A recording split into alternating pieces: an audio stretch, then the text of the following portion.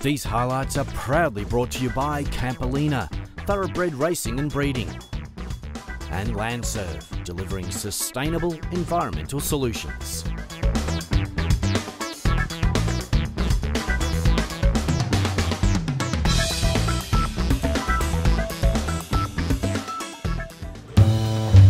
Cycling has a proud history, and cyclists seem to revel in their slice of that history. No doubt our current stars will forever speak of their adventures as they make their way from one triumph to another, just as our heroes of days gone by do. This event, the 2013 edition of the Giant Melbourne Madison Sid Patterson Grand Prix, shares plenty of that history. The Giant Melbourne Madison has been running since 1982 and has been the stage for all the big names: Cooke, Renshaw, Sutton, Bobridge, O'Shea, Howard, Lampater, Marvulli, Grassman and Van Bon. And that's just to name a few. It's an impressive list. The 15 events on the card roll out of the Josie Avola Velodrome at Disc. The first one to feature is the Sid Patterson, with the final over 2,000 metres. This race is a handicap final, but the heats are not handicapped. This serves as a tribute to Pato's all-round abilities. So as we came into the bell lap, the front markers, who came off 165, were still holding the lead. Matthias Kiernan desperately holding off Samuel Lane in second wheel, but thundering down the boards in hot pursuit with the remnants of the scratch group. Shane Archbold, this time without his mullet, but still plenty of speed, accelerated to the finish. Tucked in behind him though, 16-year-old sensation, Jack Edwards.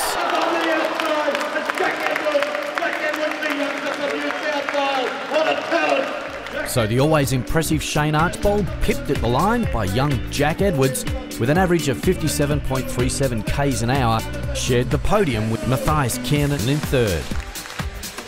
And so on to the Giant Melbourne Madison for 2013. Last year's champion and track legend Franco Marvulli paired with 22-year-old Dutchman Nick Stoppler. Scott Law minus brother Jack, who last year blitzed in the sprints and finished second overall, team with Aaron Donnelley, winner of Stage 1 of this year's Herald Sun Tour. Germans Leif Lampater and Christian Grassman, both former winners here, Leif having done it 3 times. Just some of the examples of the class on show. But even with that class of rider, dramas can happen. This fall taking out Jack Edwards, Tyler Spirrell and Nick Yularis, forcing a restart. So with everybody back on the track, with the exception of Jack, who was hunting for a new shoe after the stack, we were off and rolling. With the frantic pace set early, the green of Grassman and Lampater attack hard to take the first sprint at 180 to go. Jack Edwards is looking good in pink with a new pair of shoes to match and is finally able to rejoin the race. Scotson and Tansley show why they're in the green and gold, out-dragging Germans for the sprint at 160. Tansley getting up over Lampater. With the pace still high, several teams go on the attack, this one by Law and Donnelley in Ron colours, but each is either shut down or decided against. That is until this one at 105 to go. Lampater, on his way to taking a lap, takes the sprint at 100 to go. Lampater and Grassman awarded the lap and the lead with 96 left to race, taking them to 1 lap up on the field.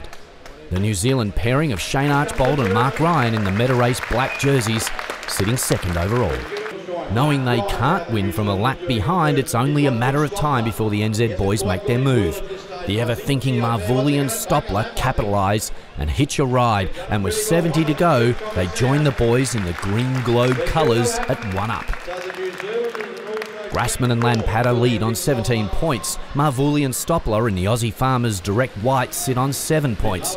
Archbold and Ryan in the Meta Race black third on 6 points. The green and gold of Giants, Scotsman and Tansley 1 lap behind on 17. And so the stage is set. With loads of pressure on early, there are plenty of tired legs, but the attacks keep coming. The lads in the All Blacks take this sprint at 40 to go, moving into second place. 8 laps later and Marvulli puts the pedal down. Grassman and Lampater drive the peloton, now a third of a lap behind. With 23 to go and the crowd behind them, we enter the dying minutes of the race until after 12 laps of trying, the Swiss-Dutch duo take their second lap and the lead. And that's where they stay. Scottson and Tansley take the final sprint, but it's Marvulli and Stoppler too good. They finish 2 laps up on 12 points.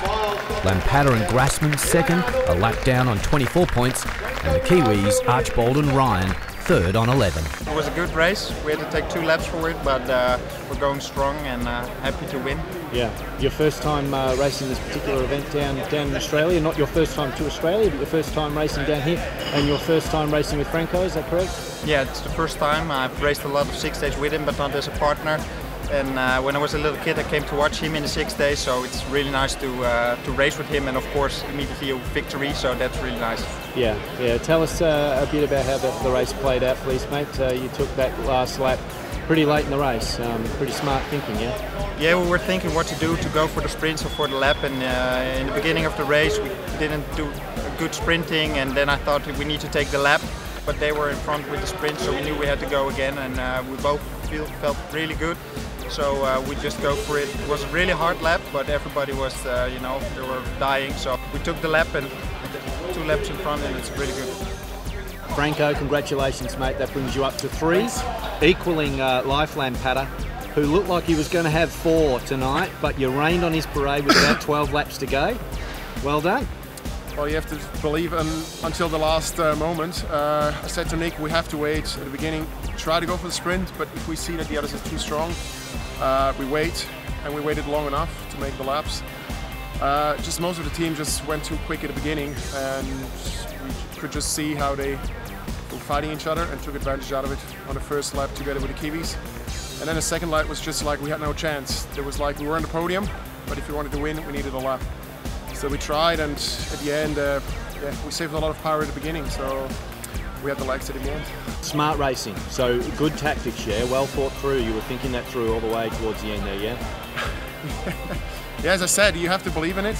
It's not always, sometimes you attack and they just take you back. We took, I think, 2 good moments in the race for doing this moves. And at the end, it's not up to you to only be good, it has to be up to the others also to not chase too much or to be tired. Yeah. And yeah, it worked out. Yeah, I'm happy to win it 3 times now, so make it 4 next year.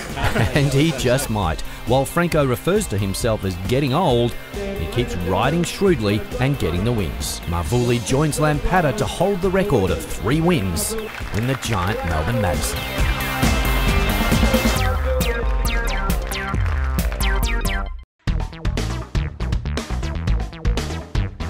These highlights are proudly brought to you by Campolina, thoroughbred racing and breeding, and Landserv, delivering sustainable environmental solutions.